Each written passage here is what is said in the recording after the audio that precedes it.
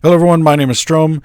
This is my automatic villager haul version 1.4 that I wanted to get out because some of the people on my Twitch channel have been asking about it.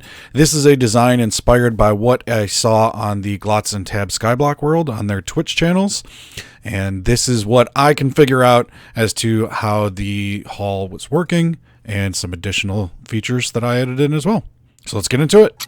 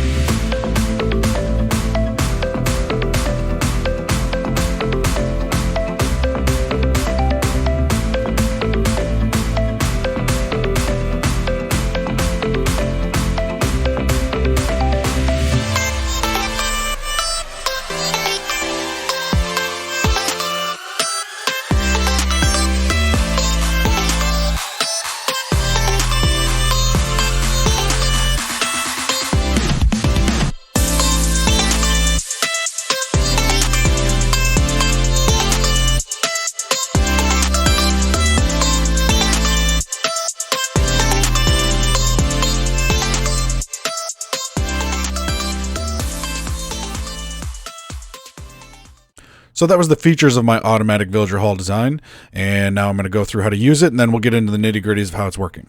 So first step, as we saw, there's an automatic villager breeder up there with villagers just waiting for me to call them. So I'm going to right-click on this note block.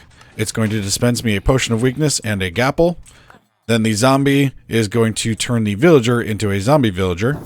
This can also be turned off by disabling these negotiations with this lever, in which case the villager will just come straight to me and I would push the button. But in this case, I'm going to hit him with the potion, I'm going to hit him with the apple, and then I'm going to click the button and send him off to stasis. And what that does is we have these 3 stasis chambers here, and this is one of the main things I saw from Glotz's design. This is a series of cobwebs that keeps the zombie villager in quote-unquote stasis for at least 5 minutes, so giving them enough time to cure even if they take the longest amount of time.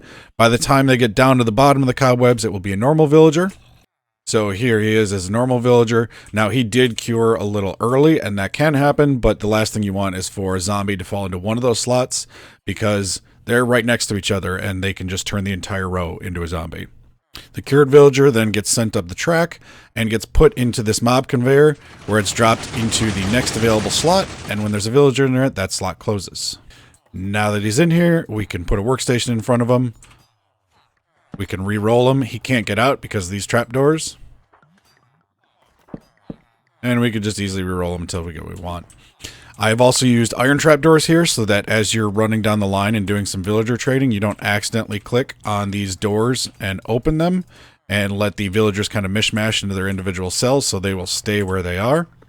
Also have a safe removal system, so if you get a villager that you have leveled up and is not giving you the trades that you want, for example, maybe you want farmers that buy pumpkins and you level up the farmer and he's not buying pumpkins, there is a button down here to get him out of there safely. He's going to then fall down below.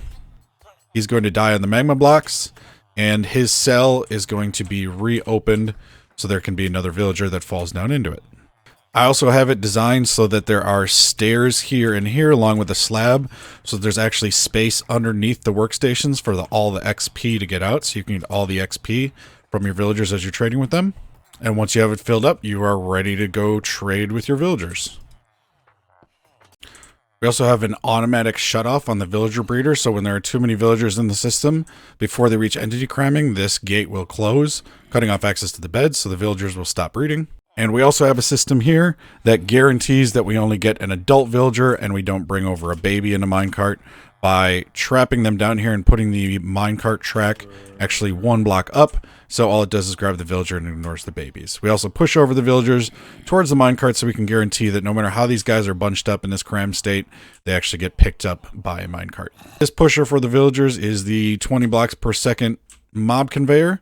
So this will get them pushed along quite nicely, and then once they reach here, they get turned around and pushed back into the other side, push down the end. If we want to skip these zombie notifications, maybe you're not playing on a server that has hard mode, you can actually turn on this piston, which will then permanently power that rail that the villager falls on, and he will skip the zombie. Even if the zombie immediately tracks to him and gives him a knock, he still gets out of there fast enough before the zombie can actually get to him. And in this case, you could actually just leave these chests empty then. If you were in a game mode, in which case you never wanted to do the zombification, maybe it's a peaceful server, maybe it's an easy mode server, and you just don't want to deal with having the villagers dying to the zombie and having to call new ones, all you need to do is take out these cobwebs, and then the villager will go right into here, fall right on it, and then go directly into the system after you press the button. This system is also A/B tileable, and I have this version over here to show one of the A/B slices. This can go from the minimum of 12 villagers over here, which might be overkill to build this whole system for, but it can go from 12 villagers to theoretical infinite. Okay, we're not using any redstone dust lines here in order to power anything. It's all dependent on what signals are coming into it, and then it sends a signal out. So this can be up to theoretical infinite. The design that I have in the schematic is a 64 villager hall, so 32 villagers per side. And this can be sliced up and increased by a factor of 4 villagers each time. So we have 1, 2, 3, 4. I'll use this slice to go over how we're getting the villagers in there. And in this case, I'll just grab a villager spawn egg. What the mob pusher is doing, or the mob conveyor, is pushing the villagers through the system, but they are actually standing at about this height right here. So when they get through, they actually crash into this open trap door right here. That causes them to stop getting pushed by the system, and then they start falling down in. Once they fall down in, first thing we need to do is make sure that we close off this so the villager just gets pushed across it to the next one. Then we also need to put a block above the villager's head as fast as possible because they like to jump. So what we're doing is we're using this string to kick off the observers to both put in a block over his head and then close off this cell so it's noted as no longer available for a villager. And when they are standing inside that string, then they close everything off. So I'll just spawn in a villager here and show you.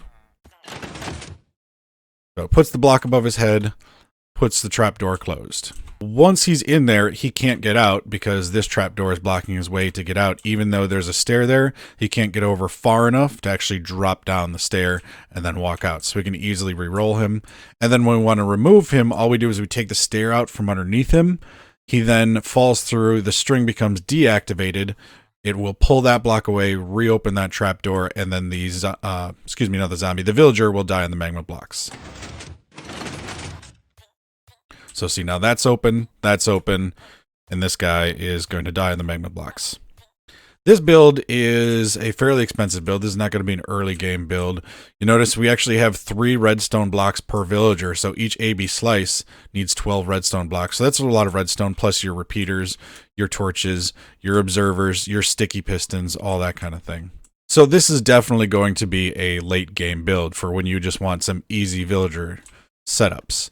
That's the other reason I wanted to make this tileable, and because of the mob conveyor, I had to make it A/B tileable instead of just a single slice tileable.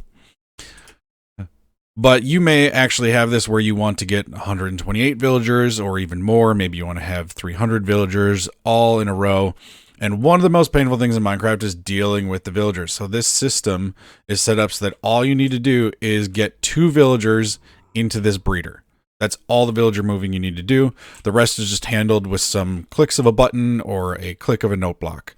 and the rest of the system handles everything for you, including getting rid of them without angering the other villagers that they saw you kill a guy, and without having to deal with getting him over to a zombie or having a system where you're dropping zombies down. This does have the disadvantage of you aren't going to be able to do multiple zombifications, and that's something I'm going to be trying to think of for version 2 when it comes to that point, being able to re-zombify them instead of just killing them and starting over again. However, most of your villager trades from one zombie curing are going to be sufficient at this point. You know, by this point, you probably already have a raid farm for the emeralds, or what you're doing is you have a sick iron farm that's just spitting out iron ingots, and you want to get yourself a bunch of toolsmiths to trade the iron to get your emeralds, or you have Ilmango's gold farm built up and you just have more gold and you know what to do with, and you trade it to the clerics for emeralds after they're curing. That's really after you've already got this established. So this is just a matter of, if you don't like dealing with villagers and you'd rather build redstone, this design might be for you. If you don't like redstone and you like boating villagers, I don't understand your life choices. I'm just kidding, of course. Everyone, play block game how you want to play block game, except breaking my redstone. But thank you so much for watching. I hope you enjoyed it. There will be a Lightmatic and a World download down in the description of this video if you want to check it out for yourself. If you have suggestions or ideas, or you use this and start running into some issues that I haven't noticed in my testing, by all means, please let me know. I can be found on Discord, or you can comment on the video down below. I appreciate it. Everyone have a good one. Talk to you later. Bye.